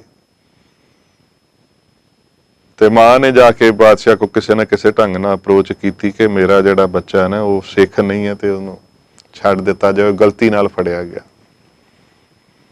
ਬਾਦਸ਼ਾਹ ਤਾਂ ਖੁਸ਼ ਹੋ ਗਿਆ, ਚਲੋ ਕੋਈ ਤਾਂ ਆਇਆ। ਇਹ ਤਾਂ ਸਾਰੇ ਸਿਰ ਡਾਈ ਜਾਂਦੇ ਨੇ, ਇਹ ਸਿਰ ਵਾਰੀ ਜਾਂਦੇ ਨੇ ਆਪਣੇ ਗੁਰੂ ਦੀ ਸਿੱਖੀ ਤੋਂ। ਚੱਲ ਕੋਈ ਤਾਂ ਆਇਆ, ਮੈਂ ਕਹਿ ਸਕਾਂਗਾ ਕਿ ਇਹਨਾਂ 'ਚ ਕਿਸੇ ਨੇ ਮਾਫੀ ਮੰਗ ਲਈ ਸੀ। ਬਾਦਸ਼ਾਹ ਨੇ ਉਹ ਲਿਖ ਭੇਜਿਆ ਕਿ ਇਹਦਾ ਬੱਚਾ ਜਿਹੜਾ ਉਹ ਸਿੱਖ ਨਹੀਂ ਆ ਤੇ ਉਹਨੂੰ ਛੱਡ ਦਿੱਤਾ ਜਾਏ। ਹੁਣ ਉਹਦੀ ਵਾਰੀ ਆਉਣ ਵਾਲੀ ਆ ਥੋੜੀ ਦੇਰ ਤੱਕ, ਤੇ ਉਹਨੂੰ ਬੁਲਾ ਲਿਆ ਤੇ ਹਾਲ ਕਰ ਕਹਿੰਦਾ ਵੀ ਇਹ ਤੇਰੀ ਮਾਂ ਆ ਤੇ ਇਹ ਕਹਿੰਦੀ ਆ ਵੀ ਤੂੰ ਸਿੱਖ ਨਹੀਂ ਆ ਤੇ ਤੈਨੂੰ ਛੱਡ ਦਿੱਤਾ ਜਾਏ। ਕਹਿੰਦਾ ਨਹੀਂ, ਕਹਿੰਦਾ ਮੈਂ ਗੁਰੂ ਦਾ ਸਿੱਖ ਆ, ਇਹ ਮੇਰੀ ਮਾਂ ਹੀ ਨਹੀਂ ਆ, ਨਾ ਮੈਂ ਤੇਰਾ ਪੁੰਗਰਾ, ਨਾ ਹੋ ਤੇਰਾ ਪੁੰਗਰਾ, ਨਾ ਤੂੰ ਮੇਰੀ ਮਾਏ। ਭਗਤ ਨਾਮਦੇਵ ਜੀ ਨੇ ਜਿਹੜੀ ਗੱਲ ਕੀਤੀ ਨਾ, ਉਸ ਗੁਰੂ ਦੇ ਪਿਆਰ ਵਾਲੇ ਨੌਜਵਾਨ ਨੇ ਇਹੀ ਜਵਾਬ ਆਪਣੀ ਮਾਂ ਨੂੰ ਦਿੱਤਾ, ਤੂੰ ਨਹੀਂ ਮੇਰੀ ਮਾਂ। ਜੇ ਤੂੰ ਇਹ ਕਹਿੰਦੀ ਹੈ ਨਾ ਮੈਂ ਸਿੱਖ ਨਹੀਂ, ਤੇ ਫਿਰ ਤੂੰ ਮੇਰੀ ਮਾਂ ਹੀ ਨਹੀਂ। ਜੇ ਤੂੰ ਇਹ ਕਹਿੰਦੀ ਆ ਨਾ ਛੋੜ ਰਾਮ ਕੀ ਨਾ ਭਜੈ ਖੁਦਾਏ, ਤੇ ਫਿਰ ਤੂੰ ਮੇਰੀ ਮਾਂ ਨਹੀਂ ਹੈ। ਉੱਥੇ ਉਹ ਨੌਜਵਾਨ ਨੇ ਜਵਾਬ ਦੇ ਦਿੱਤਾ ਤੇ ਸ਼ਹੀਦੀ ਨੂੰ ਪ੍ਰਾਪਤ ਹੋ ਗਿਆ, ਕੁਰਬਾਨ ਹੋ ਗਿਆ। ਐਸੀਆਂ ਲਾਸਾਨੀ ਕੁਰਬਾਨੀਆਂ ਕਰਕੇ ਸੰਗਤ ਜੀ ਅੱਜ ਸਾਡੇ ਸਿਰਾਂ ਤੇ ਦਸਤਾਰਾਂ ਸੋਭਦੀਆਂ ਨੇ, ਜਿਨ੍ਹਾਂ ਨੇ ਧਰਮ ਹੇਤ ਸੀਸ ਦਿੱਤੇ। ਹੁਣ ਇੱਥੇ ਭਗਤ ਨਾਮਦੇਵ ਜੀ ਉਹ ਵੀ ਸੀਸ ਦੇਣ ਵਾਸਤੇ ਤਿਆਰ ਨੇ। ਹਾਥੀ ਦੇ ਅੱਗੇ ਬੰਨ ਕੇ ਸੁੱਟ ਦਿੱਤਾ, ਹਾਥੀ ਵੇਖੋ ਕਿੱਡਾ ਵੱਡਾ ਹੁੰਦਾ, ਉਹ ਇੱਕ ਪੈਰ ਰੱਖਿਆ ਤੇ ਬੰਦਾ ਹੋ ਜਾਂਦਾ। ਪਰ ਖੇਡ ਹੁਣ ਇੱਥੇ ਵੀ ਭਗਤ ਆ। ਹੁਣ ਯਾਰੀਆਂ ਜਿੱਥੇ ਪਾਈਆਂ ਹੁਣ, ਫਿਰ ਯਾਰ ਏਦਾਂ ਵੀ ਨਹੀਂ ਹੋਣ ਦਿੰਦਾ ਨਾ। ਅਸਲੀ ਯਾਰੀ ਤਾਂ ਉਹੀ ਹੁੰਦੀ ਹੈ ਨਾ ਸੰਗਤ ਜੀ। ਕਈ ਵਾਰੀ ਸਾਨੂੰ ਦੁਨਿਆਵੀ ਯਾਰਾਂ ਦੇ ਉੱਤੇ ਮਾਣ ਹੁੰਦਾ ਤੇ ਭਗਤਾਂ ਦੀ ਤਾਂ ਯਾਰੀ ਇੱਕੋ ਨਾਲ ਹੁੰਦੀ ਹੈ। ਸੋ ਹੁਣ ਕਹਿੰਦੇ ਵੀ ਏਦਾਂ ਨਹੀਂ ਆ ਮਾਤਾ, ਪਿੰਡ ਪੜੇ ਤੋਂ ਹਰ ਗੁਣ ਗਾਏ। ਹੁਣ ਭਾਵੇਂ ਇਹ ਸਰੀਰ ਲੇਖੇ ਲੱਗ ਜਾਏ, ਹੁਣ ਜਿੰਨਾ ਚਿਰ ਜੀਂਦਾ ਉਹਨਾਂ ਚਿਰ ਯਾਦ ਤਾਂ ਮੈਂ ਉਹਨੂੰ ਹੀ ਕਰੂੰਗਾ ਜਿਹਦੀ ਬਦੌਲਤ ਮੈਂ ਇਹ ਜਿੰਨੀ ਸੰਗਤ ਮੇਰੇ ਕੋਲ ਆਉਂਦੀ ਹੈ, ਜਿਹਦੀ ਕਰਕੇ ਈਰਖਾ ਹੋਈ ਹੈ, ਜਿਹਦੇ ਕਰਕੇ ਜੋ ਇਹ ਸਾਰਾ ਕੁਝ ਹੋ ਰਿਹਾ, ਹੁਣ ਮੈਂ ਗੁਣ ਤਾਂ ਉਹਦੇ ਗਾਊਂਗਾ। ਕਰੈ ਗਜਿੰਦ ਸੁੰਡ ਕੀ ਚੋਟ। ਹਾਥੀ ਜਿਹੜਾ ਉਹ ਸੁੰਡ ਦੇ ਨਾਲ ਆਣ ਕੇ ਉਹਦੇ ਤੇ ਵਾਰ ਕਰਦਾ, ਨਾਮਾ ਉਬਰੇ ਹਰ ਕੀ ਓਟ। ਉਸ ਰੱਬ ਦੀ ਮਿਹਰ ਦੇ ਨਾਲ ਭਗਤ ਨਾਮਦੇਵ ਜੀ ਬਚ ਜਾਂਦੇ ਆ। ਭਗਤਾਂ ਦੇ ਉੱਤੇ ਐਸੀਆਂ ਔਖੀਆਂ ਘੜੀਆਂ ਜਦੋਂ ਵੀ ਆਈਆਂ, ਉਦੋਂ ਰੱਬ ਪੌੜਿਆ। ਕਰੈ ਗਜਿੰਦ ਸੁੰਡ ਕੀ ਚੋਟ, ਨਾਮਾ ਉਬਰੈ ਹਰ ਕੀ ਓਟ। ਉਸ ਓਟ ਆਸ ਓਟ ਪ੍ਰਭ ਤੋਰੀ, ਬਚ ਗਏ ਨੇ, ਉਹਦੀ ਮਿਹਰ ਦੇ ਨਾਲ ਬਚ ਗਏ ਨੇ। ਤੇ ਉਧਰ ਹੁਣ ਕਾਜੀ ਮੁੱਲਾ ਕਰੈ ਸਲਾਮ, ਇਨ ਹਿੰਦੂ ਮੇਰਾ ਮਲਿਆ ਮਾਣ। ਹੁਣ ਰਾਜਾ ਕਹਿੰਦਾ ਕਿ ਵੇਖ ਆ ਕਾਜੀ ਮੁੱਲਾ ਮੈਨੂੰ ਕਿੱਦਾਂ ਸਲਾਮਾਂ ਕਰਦੇ ਨੇ, ਤੇ ਤੂੰ ਹਿੰਦੂ ਆ, ਤੂੰ ਮੇਰਾ ਸਾਰਾ ਮੇਰੀ ਇੱਜ਼ਤ ਜਿਹੜੀ ਮਿੱਟੀ ਚ ਮਿਲਾ ਰਿਹਾ, ਤੂੰ ਮੇਰੀ ਗੱਲ ਨਹੀਂ ਨਾ ਮੰਨਦਾ ਪਿਆ। ਆ ਦੇਖ ਕਾਜੀ ਮੁੱਲਾ ਕਰੇ ਸਲਾਮ, ਇਨ ਹਿੰਦੂ ਮੇਰਾ ਮਲਿਆ ਮਾਣ। ਤੂੰ ਮੇਰੀ ਇੱਜ਼ਤ ਜਿਹੜੀ ਹੈ ਨਾ ਮਲ ਦਿੱਤੀ ਹੈ। ਹੁਣ ਬਾਦਸ਼ਾਹ ਆਪਣੇ ਰੌਂ ਦੇ ਵਿੱਚ ਹੈ, ਭਗਤ ਆਪਣੇ ਭਰੋਸੇ ਚ ਆ। ਗੱਲ ਹੁਣ ਸੰਗਤਾਂ ਤੱਕ ਪਹੁੰਚ ਗਈ ਹੈ, ਕਿਉਂਕਿ ਜਦੋਂ ਏਦਾਂ ਦੀ ਕੋਈ ਗੱਲ ਹੁੰਦੀ ਹੈ ਤੇ ਕੁਦਰਤੀ ਹੈ ਜਿਹੜੀਆਂ ਪਿਆਰ ਵਾਲੀਆਂ ਸੰਗਤਾਂ, ਉਹਨਾਂ ਨੂੰ ਤਾਂ ਪਤਾ ਲੱਗਣਾ ਹੀ ਸੀ। ਉਹਨਾਂ ਫਿਰ ਆਪਣੀ ਚਾਰਾਜੋਈ ਸ਼ੁਰੂ ਕੀਤੀ। ਕੋਈ ਮੋਤਬਾਰ ਇਕੱਠੇ ਹੋ ਕੇ ਆਏ, ਜਿਨ੍ਹਾਂ ਦੀ ਥੋੜੀ ਬਹੁਤੀ ਪਹੁੰਚ ਹੁੰਦੀ ਹੈ ਰਾਜੇ ਤੱਕ। ਉਹ ਫਿਰ ਆਣ ਕੇ ਕਹਿੰਦੇ ਬਾਦਸ਼ਾਹ ਬੇਨਤੀ ਸੁਣਿਓ। ਬਾਦਸ਼ਾਹ ਇੱਕ ਬੇਨਤੀ ਆ, ਅਸੀਂ ਇੱਕ ਅਰਜ਼ ਕਰਨਾ ਚਾਹੁੰਦੇ ਹਾਂ।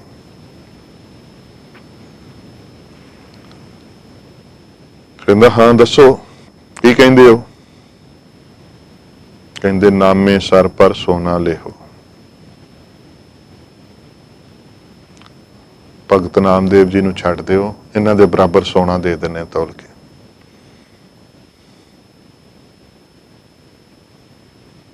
ਇੱਥੋਂ ਪਤਾ ਲੱਗਦਾ ਹੈ ਭਗਤ ਜੀ ਦੀਆਂ ਪਿਆਰੀਆਂ ਸੰਗਤਾਂ ਕਿੰਨਾ ਕੁ ਉਹਨੂੰ ਪਿਆਰ ਕਰਦੀਆਂ ਸੀ। ਤੇ ਕੁਦਰਤੀ ਆ ਧੰਨਵਾਨ ਵੀ ਹੋਣਗੀਆਂ। ਦੇਖੋ ਜਿਹੜੀਆਂ ਕੋਈ 60-70 ਕਿਲੋ ਜਾਂ ਜਿੰਨਾ ਵੀ ਵਜਨ ਹੋਏਗਾ ਉਸ ਵੇਲੇ ਉਹਨਾਂ ਦਾ, ਭਗਤ ਜੀ ਦਾ ਵੈਸੇ ਤਾਂ ਭਗਤ ਅਲਪਹਾਰ ਸੁਲਭ ਸੀ ਨਿੰਦਰਾ, ਪਰ ਜਿੰਨਾ ਵੀ ਵਜਨ ਹੋਏਗਾ ਉਹ ਉਸ ਵਜਨ ਦੇ ਤੁੱਲ ਸੋਨਾ ਦੇਣ ਵਾਸਤੇ ਤਿਆਰ ਨੇ।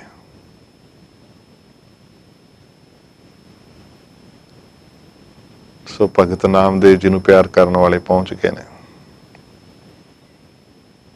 ਹੁਣ ਰਾਜਾ ਫੇਰ ਆਪਣੇ ਹੁਣ ਦੂਜੇ ਪਾਸੇ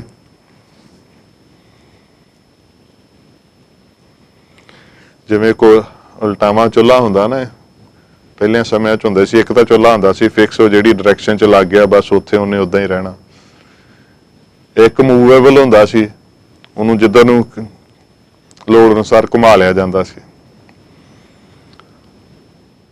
ਹੁਣ ਬਾਦਸ਼ਾਹ ਉਦਾਂ ਤਾਂ ਬੜਾ ਕੁਝ ਧੱਕੇਸ਼ਾਹੀਆਂ ਕਰਦਾ ਪਿਆ, ਪਰ ਹੁਣ ਦੂਜੇ ਪਾਸੇ ਹੋ ਗਿਆ। ਹੁਣ ਕਹਿੰਦਾ ਵੀ ਜੇ ਮੈਂ ਪੈਸੇ ਲੈ ਲੂੰਗਾ ਤੇ ਮੇਰਾ ਧਰਮ ਨਹੀਂ ਰਹਿਣਾ। ਹੁਣ ਬੰਦਾ ਪੁੱਛੇ ਕਿ ਜਿਹੜਾ ਤੂੰ ਕੰਮ ਕਰਨ ਡਿਆ ਉਹ ਧਰਮ ਵਾਲਾ ਕੋਈ?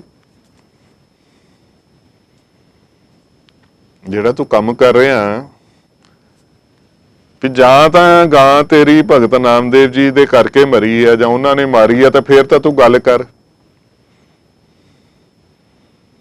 ਤੇਰੀ ਗਾਂ ਮਰ ਗਈ ਆ, ਭਗਤ ਜੀ ਨੂੰ ਉਹਨਾਂ ਦੇ ਅਸਥਾਨ ਤੋਂ ਫੜ ਕੇ ਲੈਂਦਾ, ਉਹਨਾਂ ਨੂੰ ਬੰਨ ਕੇ ਰੱਖ ਲਿਆ ਵੀ ਮੇਰੀ ਗਾਂ ਜਿੰਦੀ ਕਰ ਦੇ, ਨਹੀਂ ਤੇ ਮੈਂ ਤੈਨੂੰ ਮਾਰ ਦੂੰਗਾ, ਨਹੀਂ ਜਿੱਤੇ ਜਾਂ ਫਿਰ ਧਰਮ ਬਦਲ ਲਾ। ਹੁਣ ਇੱਥੇ ਕਹਿੰਦਾ ਮਾਲ ਲਿਓ ਤੋ ਦੋਜਕ ਪਰੋ।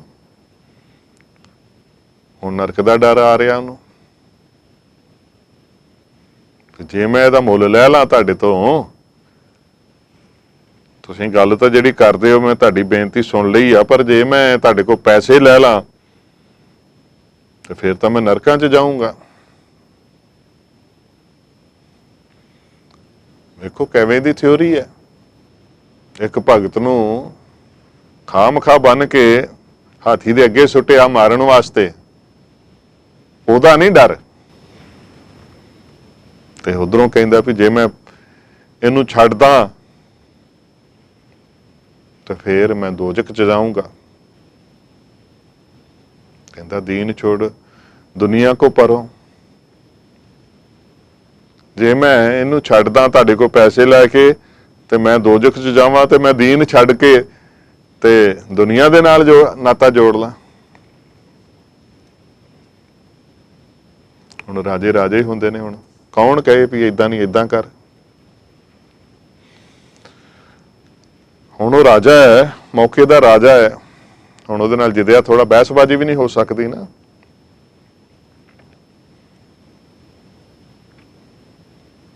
ਹੁਣ ਉਹਨੂੰ ਕੌਣ ਸਮਝਾਏ ਕਿ ਆ ਜਿਹੜਾ ਤੂੰ ਪਾਪ ਕਰਨ ਲੱਗਾ ਇਹਦੇ ਨਾਲ ਤੇਰਾ ਕੀ ਬਣਨਾ।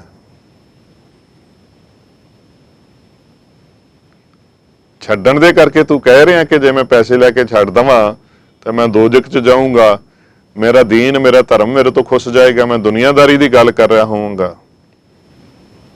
ਪਰ ਹੁਣ ਉਹਨੂੰ ਕੌਣ ਸਮਝਾਏ।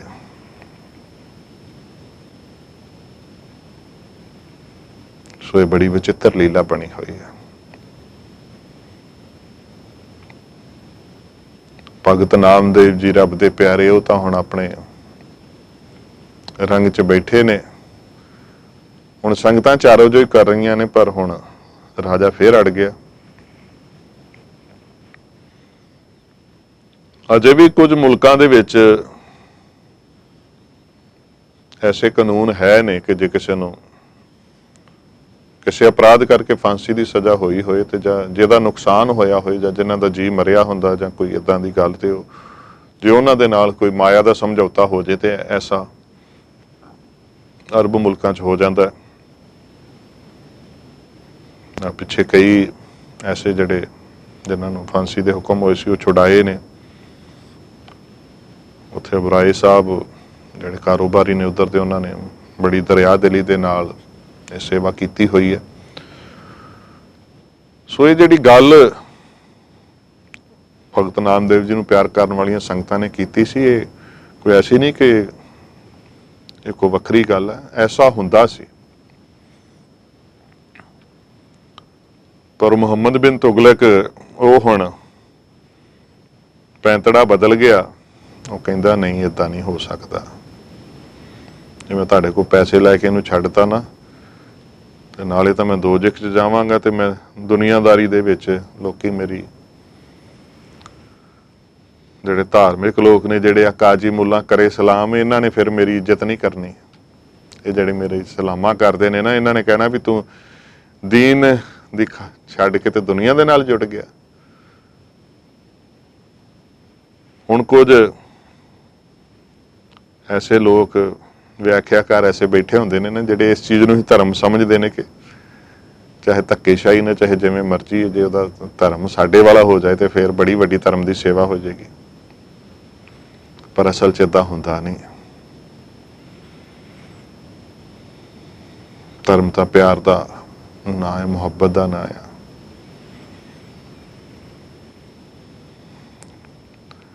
ਪਰ ਹੁਣ ਰਾਜਿਆਂ ਦਾ ਧਰਮ ਆਪਣਾ ਹੁੰਦਾ ਹੈ। ਹੁਣ ਉਹ ਧੱਕੇਸ਼ਾਹੀ ਤੇ ਉਤਰਿਆ ਹੋਇਆ ਹੈ। ਤੇ ਵਿਚਾਰ ਬੜੀ ਸੂਖਮ, ਬੜੀ ਪਿਆਰ ਵਾਲੀ ਹੈ ਸੰਗਤ ਜੀ।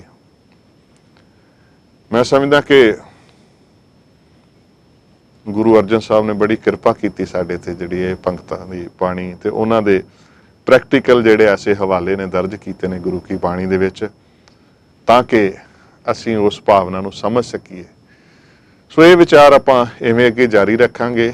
ਅੱਜ ਦੇ ਇਸ ਐਪੀਸੋਡ ਨੂੰ ਇੱਥੇ ਸਮਾਪਤੀ ਵੱਲ ਲੈ ਕੇ ਚੱਲਦੇ ਹਾਂ।